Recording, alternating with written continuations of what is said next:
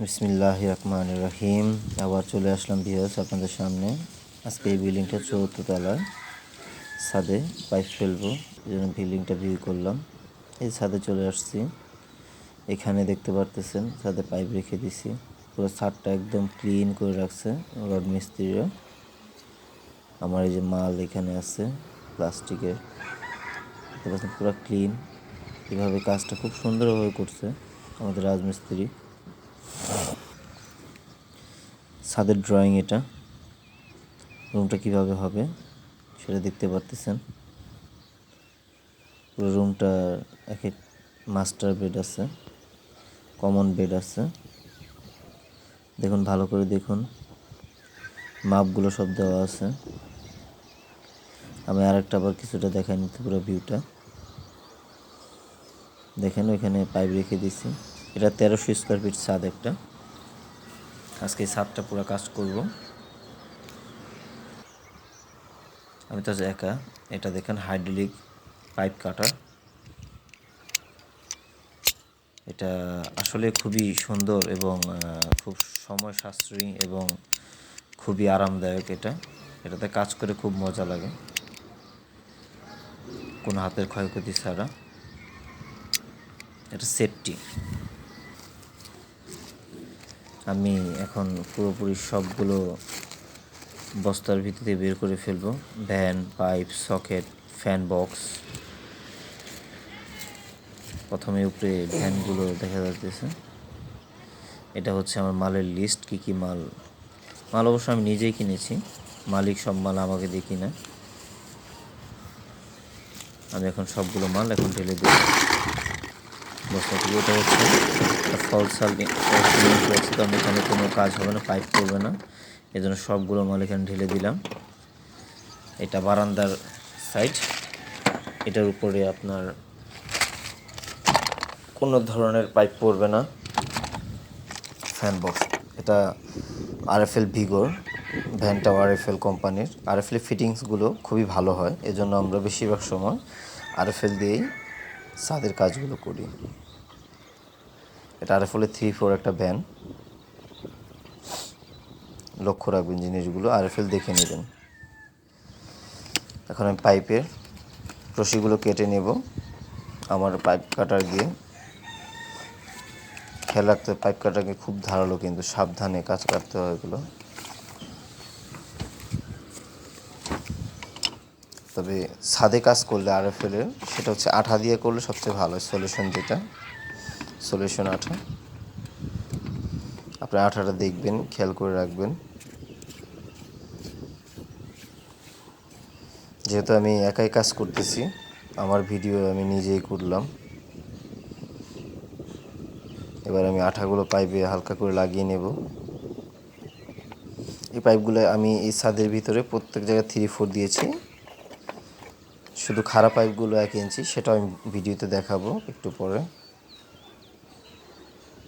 দেখুন কিভাবে সুন্দর করে, মানে এক হাতে জিনিসটা লেগে যাচ্ছে। ফিটিং আঠাগুলো আগে দিয়ে রাখতেছি, কারণ আঠাগুলো আগে না দিয়ে ভ্যানগুলো দিলে, আঠাগুলো হালকা শুকালে ভ্যানগুলো দিতে ভ্যানগুলো প্রচুর টাইট হয়ে যায় এবং ভ্যানগুলো সহজে ছোটে না। এই ফিটিংসটা আসলে আরএফএল ফিটিংসগুলো খুবই মানে কার্যকরী, এবং আরএফএলের পাইপগুলো খুবই আপনার কম ছাদে মাইর খায়। কারণ আমরা যেহেতু ছাদে কাজ করি, কারণ অনেক সময় আরএফএলের পাইপে অন্য অন্য ফিটিংসের পাইপগুলো খুব ভালো মাইর খায়। আর একটা যে মনে রাখবেন, সবসময় সেফটি দরকার আপনার কাজে। আপনি যদি সেফটি না থাকেন, আপনি কী করে আরেকজন সেফটি রাখবেন? দেখুন, আমি সেফটির জন্য হাতে গ্লাভস পরে নিচ্ছি, কারণ গ্লাভস পরলে হাতে আঠাটা লাগবে না। দ্বিতীয়ত হাতে ছাদে অনেক সময় রড, তারপরে আপনার তার কাটা, কাঠের ভিতরে তার কাটা মারা থাকে, গুণো থাকে। সেই গুণো থেকে বাঁচতে হলে এবং হাত সুরক্ষা রাখতে হলে আপনার গ্লাভস পরে নিতে হবে। আমি গ্লাভসটা পরে নিলাম। এর আগের দিন একটা ছাদে ফেলছি, সেটার জন্য ইউজ করছি। এটা দ্বিতীয় ছাদে গ্লাভসের জন্য। আর সবসময় মনে রাখবেন গ্লাভসগুলো যেন শুকনো থাকে, তাহলে ভালো হয়। সো আমি গ্লাভসটা পরে নিলাম। আমি কস্টিপ, যেহেতু আমরা রং ইউজ করব না ছাদে, সেজন্য কস্টিপ দিয়ে মেপে নেব।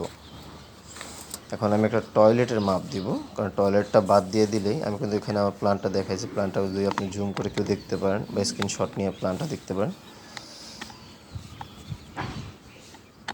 এটা ফ্যান বক্স। তো ফ্যান বক্সটা আমি খুলে ফেলবো। ফ্যান বক্সের ভিতরে পেপার দিয়ে দিব।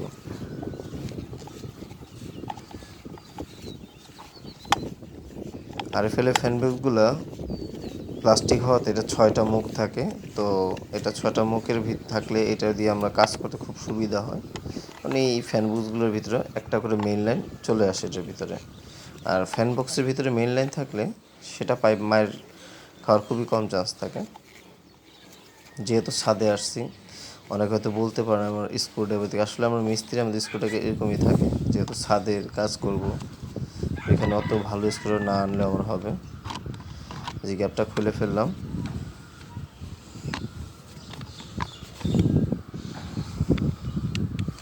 গ্যাপটা খুলে পাশে রাখতেছি। মনে রাখতে হবে স্ক্রুগুলো যদি না হারায়। তো এই উপরের রডটা সরিয়ে ফেললাম। এবার দেখুন রডের নিচে একটা কাগজ দিব আমরা।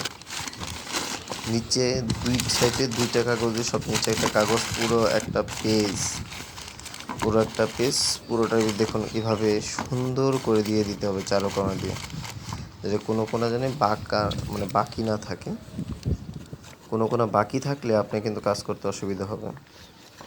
তারপরে ঠিক পজিশন মতন করে আমি রডটা আবার এখানে লাগিয়ে দেব। এখন আরেকটা পেপার নেব। আরেকটা পেপার নিয়ে আমি এখন এটার ভিতরে দিয়ে দিচ্ছি। দেখুন পেপারটা ছাড়াই নিলাম। দেখুন আরেকটা পেপারের পেজ আমি সেটা দিয়ে দিচ্ছি।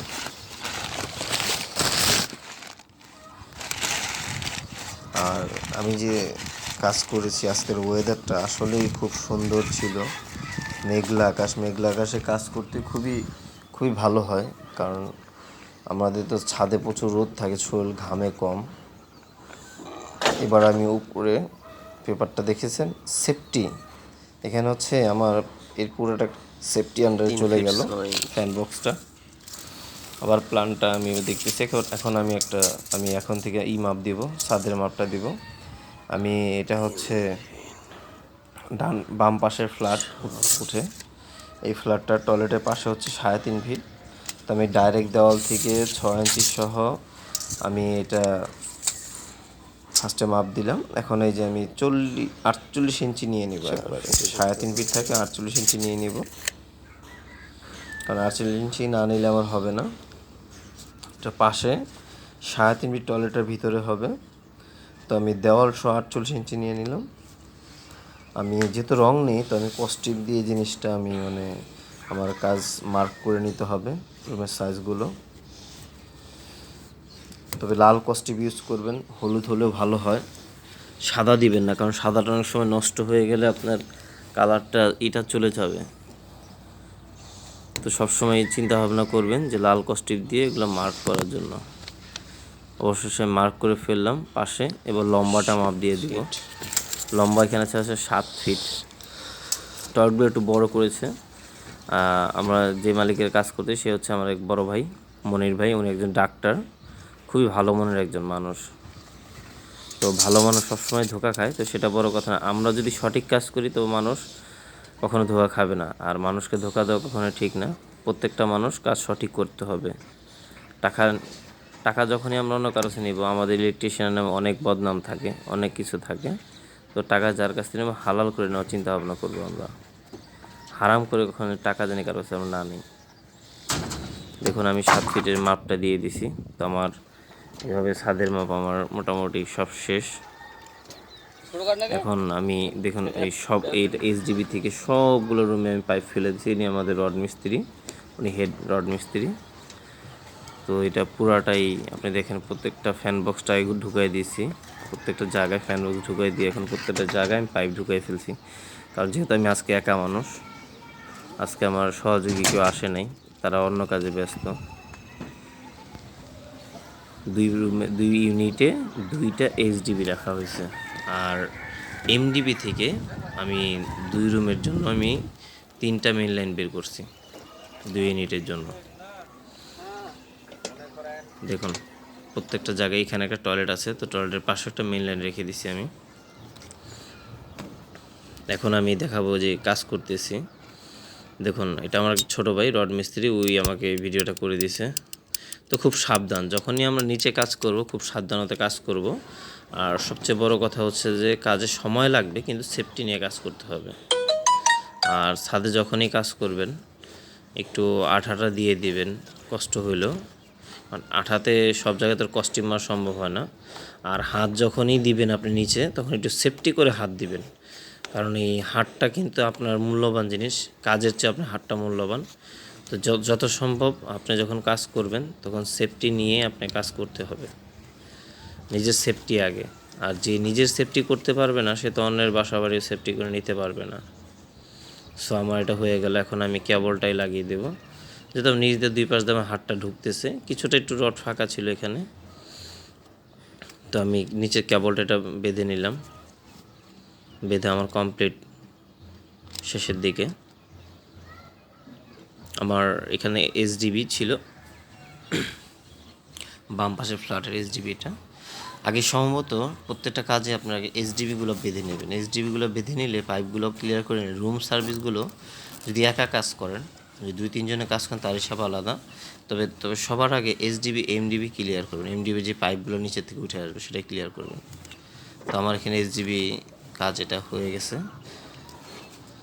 যত সম্ভব টাইগুলো সুন্দরভাবে টাইট যাতে হয়, কেবল টাইগুলো যেন সুন্দরভাবে টাইট হয়, সুন্দর করে সেভাবে কাজ করার চিন্তা ভাবনা করে। আর এক পাইপের থেকে আরেক পাইপ যদিও নিচে এক থাকে, উপরে জানি একটু ফাঁকা ফাঁকা করে দেন, জানি খোয়াগুলো যেন ঢুকে, সিমেন্টগুলো জানি আপনার হয়ে যায়। আর তারপরে হচ্ছে টাইগুলো ভালো করে 2-3টা মেরে দেবেন, অন্তত মেইন লাইনের জন্য। এখন দেখেন আমার পুরা কাজ কমপ্লিট। এটা হচ্ছে এমডিবি থেকে 3টা লাইন গেছে, একটা চলে গেছে কলিং বেলের মাঝখানে, একটা চলে গেলে এই এসডিবিতে। আর এই এসডিবি থেকে আমার লাইনগুলো বিভক্ত হয়ে গেছে প্রত্যেক রুমে রুমে। এই দেখুন 2টা লাইন, একটা লাইন আমি কলিং বেলের জন্য মাঝখানে দিয়ে দিছি, মাঝখানে লাইটের সার্কুলার থেকে। আর এই দেখুন প্রতি রুমে এইটা সোজা দেখা যাচ্ছে রান্নাঘর, বাম পাশে এটা একটা সার্ভিস দিয়েছি সুইচ বোর্ডের উপরে, আর একটা সার্ভিস চলে গেল আপনি ফ্যান বক্সে। আর এটা রান্নাঘরের জন্য একটা এক্সট্রা সার্ভিস দিয়ে দিচ্ছি। আর এইখানে দেখুন এইখানে 2টা করে সার্ভিস, আমি প্রত্যেকটা জায়গায় 2টা করে সার্ভিস দিয়ে দিছি। কারণ একটা সার্ভিস যদি কোনো রকম মায়ের খেয়ে যায় বা কেবল বেশি লাগে, অনেক সময় মালিকই দেখেন এই যে দ্বিতীয় সার্ভিস দেখেন, এই যে কলিং বেলের জন্য লাইনটা নামাই দিছি, এখানে সুন্দর করে জায়গা মতন করে লাইন নামাইছে, এখান থেকে লাইনের 2 পাশে বিভক্ত করে যদি একটা মিলেন মায়ের খেয়ে আপনি একটা দিয়ে কাজ করতে পারবেন। এটাও সেম রেখে দিছি। আর সবসময় যদি ফ্যান বক্স বা সার্কুলার থাকে, যদি এসির লাইনটা থাকে, এসির লাইনটা আলাদা করে যে কোনো এক সাইডে দেখুন একদম কর্নার করে এসিতে ফালিয়ে দিছে। এটা পুরোটা কমপ্লিট। এই যে এই পাশে একটা রান্নাঘরটা এটাও কমপ্লিট, এটা কর্নার করে দিছি অ্যাডজাস্ট ফ্যানের জন্য। এই রুমটা এই যে এখান থেকে শুরু, এখানে এইরকম দেখেন এইটাও এসি লাইন আলাদা করে দিছি। প্রত্যেকটা লাইন আপনি আলাদা আলাদা করে দিন। দেখুন এখানে আমার পুরো ছাদ আমি কমপ্লিট করে ফেলছি, ছাদ ক্লিয়ার। এবার আমি কেবলটাইগুলো সুন্দর করে কেবলটাইগুলো কাটে ফেলব, কারণ কেবলটাই না কাটলে আপনার ঢালাইয়ের দিন কেবলটাই কাটতে গেলে অনেক সময় ঢালাই শুরু হয়ে যায়, তাড়াহুড়া হয়। তো চেষ্টা করবেন আগের দিন কেবলটাই কাটার জন্য। দেখুন আমার পুরো ছাদটা, সারাদিনে পরিশ্রম সফলতা আলহামদুলিল্লাহ। দেখুন এই যে কেবলটাইগুলো সব কেটে ঝকঝক করে ফেলছি, একদম 4টা পাশ কেবলটাই কাটা, পুরো পরিষ্কার পরিচ্ছন্ন। কাজ যদি পরিষ্কার পরিচ্ছন্ন না হয় তাহলে কিন্তু সৌন্দর্য বাড়বে না।